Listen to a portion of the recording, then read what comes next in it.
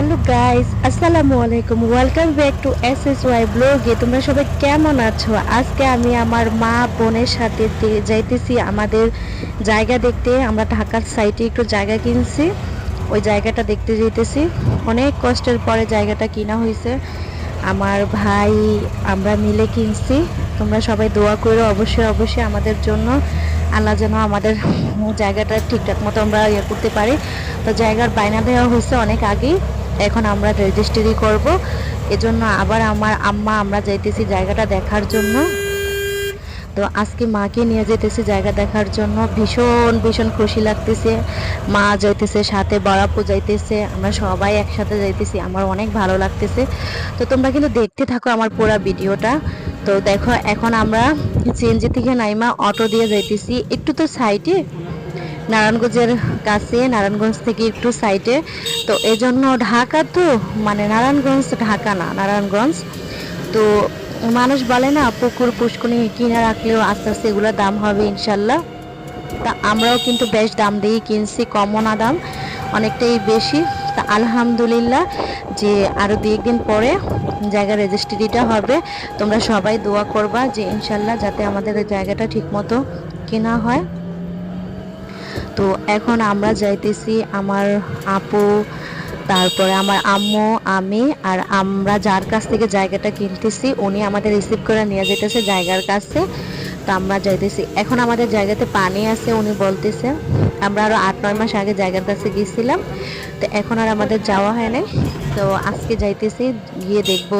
উনি বলতেছে জায়গার মধ্যে অনেক পানি আছে, আশেপাশে সবাই বিল্ডিং টিল্ডিং আছে আশেপাশটা, তোমরা দেখো একটু গ্রামের মতো আর কি, কিন্তু বড় ছোট সব মেলানোই বিল্ডিং আছে সাইডে। একেবারে যে গ্রাম তাও না, কিন্তু আস্তে আস্তেই হয়ে যাবে। তো এই জন্য দেখো, তা আমরা এখন গাড়ি থেকে নাইমে গেছি। এ দেখো ইটের রাস্তা, তো এই ইটের রাস্তা দিয়ে হাইটে হাইটে একটু সামনে যাব। আপু আর মা হাঁটতেছে, আমি ওনাদের পিছন পিছন হাঁটতেছি ভিডিও করার জন্য। দেখো আমার মা কিন্তু ভীষণ রাগ করছিল, মা কিন্তু ফার্স্টে জায়গাটা দেখে নাই, জায়গা আমি আর আমার বড় আপু দেখছি। তা আজকে মাকে নিয়ে যেতেছি জায়গা দেখার জন্য। ইটের রাস্তা, মাটির রাস্তাও না, মানে ইট বসানো আছে আর কি, কিন্তু মাটি না, ইটগুলাই বসানো। হয়ে যাবে ইনশাল্লাহ। আমরা তো আর এখন বাড়ি করব না, আমাদের বাড়ি করতে করতে ধরো তোমাদের আরো 5-7 বছর লাগবে, যদি আল্লাহ হায়াতে বাঁচায় রাখে তখন আমরা করব। পাশে আমরা যে রাস্তা দিয়ে যাইতেছি পাশে পুকুর আছে, ওই যে বড় বিল্ডিংও আছে সাইডে, ছোট বড় মিলানোই অনেক বিল্ডিং। ওই যে দেখো আমাদের জায়গাতে অনেক পানি, এই যে আমরা যেখানে দাঁড়াইছি এই বরাবরই হলো আমাদের জায়গাটা। আমরা এখানে দাঁড়াইছি, তো ওই যে সামনে হলো রাস্তাটা, এই সামনে একটা জমি, জমিটার পরেই হলো আমাদের জায়গাটা আর কি। ওই যে দেখা যাইতেছে, দেখো একটা টিন শেড বাড়ি, ওই যে একটা ঘরের মতো দেখা যাইতেছে, তার সামনেই আমাদের জায়গাটা। তো এইখানে কিন্তু একটা জমি আমাদের সামনে, আমরা যেখানে দাঁড়ায় আছি সেখানে একটা জমি, একটা জমির পরেই আমাদের জমিটা। তো এইখানে আমরা যেখানে দাঁড়ায় আছি এখান দিয়ে রাস্তাটা হবে, এই যে এই বরাবর রাস্তাটা হবে, এই জমিটা, এই সামনের জমিটার পরের জমিটাই আমাদের আর কি। তো আল্লাহ পাক রাব্বুল আলামিন কিনা রাখি, ভবিষ্যতে আল্লাহ যদি কোনো কিছুই করে, আশা করে তো মানুষ কিছু না কিছু করে, খুবই কষ্ট করে কিন্তু আমরা জায়গাটা কিনতেছি, অনেকই কষ্ট করে বলার বাহিরে। তো যখন মানে মানুষ কিছু করতে চায় মানুষের ভীষণ কষ্ট হয়। কেউ ওই কোনো যারা কোটিপতি তাদের তো টাকা পয়সার অভাব থাকে না, কিন্তু আমরা তো আর ভাই কোটিপতি না, আমরা খেটে খাওয়া মানুষ, অল্প অল্প কিছু টাকা পয়সা জমায় কিছু একটা করতে চাই আর কি। তো আমার কিন্তু ভীষণ ইচ্ছা ছিল যে বাড়িতে, তোমরা তো দেখো যে আমার ছোটোখাটো একটা বিল্ডিং আছে, কিন্তু আমাদের কাঠের ঘর, আমার আমার কোনো বিল্ডিং নেই। তো আমার ইচ্ছে ছিল যে আমি বাড়িতে একটা বিল্ডিং করব, কিন্তু তার চেয়ে এখন আমি যে ভাবলাম ভাইদের সাথে কষ্ট বিষ্ট করে একটু জমিটাই কিনে রাখি, দেখি আল্লাহ পাক রাব্বুল আলামিন কি করে। আমার যা স্বর্ণের গহনাগুলা ছিল ওগুলা বিক্রি করছি, আমার যারা মানে আশেপাশের যারা ভালো, যাদের সাথে আমার রিলেশনটা ভালো ছিল তাদের কাছ থেকে কিছু টাকা ধার করছি, নিজের কিছু টাকা ছিল, ওগুলা মিলে খুবই কষ্ট করে জমিটা কেনা হয়েছে। তো অনেকটাই কষ্ট করছি জমিটা কেনার জন্য, আরও কিন্তু কষ্ট করতে হবে, আরও আমার জন্য কষ্ট পড়ে আছে। যেগুলো ঋণ টিন করছি সেগুলো কিন্তু দিতে হবে। আমরা তো আর ভাই কোটিপতি না যে মানে আমাদের ঋণ হবে না, আমরা চাইলেই সব কিছু দিয়ে দিয়ে দিতে পারবো এরকমটা তো আর না। তো ইনশাল্লাহ তোমরা দোয়া করো যে পারবো।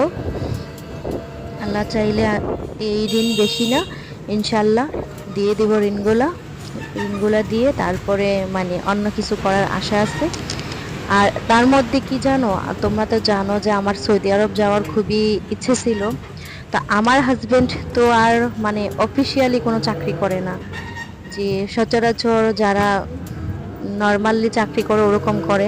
তাও মাসাল্লাহ 1 লাখ টাকার মতো বেতন আছে, আলহামদুলিল্লাহ যতটুকু আছে। আর আমার হাজবেন্ড আজকে থেকে সৌদি আরব থাকে না, প্রায় 24 বছর আগে থেকে সৌদি আরব করে। তো ওই হিসাবে আর কি আমরা তেমন কিছু করতে পারি নাই। আমাদের ফ্যামিলি বড়, আমরা সবারই দেখশন করি, আর মাসাল্লাহ সবারই আছে। তারপরেও ভাইয়ের একটা কর্তব্য আছে, ভাইয়ের বউর একটা কর্তব্য আছে, ওগুলো আমরা পালন করি। তো আল্লাহই আমাদের দিবে আর কি, ওইটা আশা করি আমরা সব কিছু করি। তো যাই করছি আলহামদুলিল্লাহ। তো আর কি মানে একটু খুশি হয়েছি যে নিজের আজকে হ্যাপিলি হ্যাপিলি মনে হইতেছে যে অনেক হাজার কষ্টের পরেও না একটু কিছু কেনা হয়েছে, একটু জায়গা কেনা হয়েছে না, বল ভরসা করে বলতে পারবো যে না আমারও কিছু আছে, আমার নিজেরও কিছু আছে। তো জায়গাটা কিন্তু গাইস আমার নামেই করছি আমি, কারণ যেহেতু আমার অলংকার দিয়ে, তারপরে আমি নিজে কিছু গুছানো, আমার বাবার বাড়ি থেকে কিছু আমাকে হেল্প করছে টাকা, আমার সাথে যাদের ভালো রিলেশন তারা আমাকে কিছু হেল্প করছে। তো জায়গাটা কিন্তু আমার নামে কেনা হয়েছে, কিন্তু আমি চাই নাই যে জায়গাটা আমার নামে কিনতে। আমি চেয়েছিলাম জায়গাটা আমার হাজবেন্ডের নামে কিনতে। আমি ওকে এরকম করেও বলছি যে আমার শরীর খারাপ লাগে ভীষণ, আমি কবে না কবে মারা যাই, কোনো ঠিক নাই, তো জায়গাটা আমি তোমার নামে কিনতে চাই। ও বলছে যে না, আমার জায়গা লাগবে না, আল্লাহ তোমাকে হায়াতে বাঁচায় রাখুক, আমার জায়গা লাগবে না। তো আমি ভীষণ খুশি হয়ে গেছি আর কি। আমাদের গ্রামে আমি যেখানে থাকি আমার শ্বশুর বাড়িতে আশেপাশে আমরা গ্রামেও কিছু কিনছি, তো ওগুলা সবই আমার হাজবেন্ডের নামে কেনা হয়েছে। তো আমার নামে কিছু কিনে নেই। তো দেখো আমি যখন মানে সকালে ঢাকায় গেছি তখনকার ভিডিওটা লাস্টে দিছি আমি, যে আমি এখন ঢাকা যাইতেছি। আমি পুরো ভিডিওটা মানে একসাথে করে দিছি, যে তোমরা তোমাদের বড় বড় মানে সবাই বড় বড় লং ভিডিও দেয়, আর আমি সবসময় শর্ট ভিডিও দিই। তো এই জন্য এই ভিডিওটা একটু লং করলাম, যে একসাথে ভিডিওটা দিয়ে দিই, আলাদা আলাদা ভালো লাগতেছে না। আর আমার একটা কিন্তু বদ অভ্যাস আছে, সেটা হলো কি জানো, বাসের মধ্যে বসে যদি আমি ঘপাঘপ না খাই, খালি আমার খানাই আমার মুখের মধ্যে ঢুকাইতে হবে, এটা সেটা খানা, ধরো চানাচুর, তারপরে ধরো আমড়া, তারপরে পেয়ারা, তারপরে শসা, যত রকমের খাবার আছে আমার কিন্তু ওগুলা খাওয়াই লাগবে।